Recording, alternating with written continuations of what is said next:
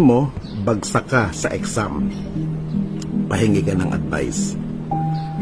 Sa isang katulad mo, hindi na dapat binibigyan ng advice. Bakit? Kasi sadyang bobo. Yan ang tanggapin mo sa buhay mo. Bobo ka, tanga ka, inutil ka. Kaya ka nga bagsak. Ha? Yan ang tanggapin mo. Masakit na katotohanan yan. Ha? Masakit na katotohanan. Hindi mo kailangan ng advice. Kasi kung bibigyan kita ng advice na maganda, itanga ka eh. Bobo ka. Sayang. Di ba? Sayang. Hindi ka naman ata kagwapuhan. Oh, hindi ka nakakagwapuhan.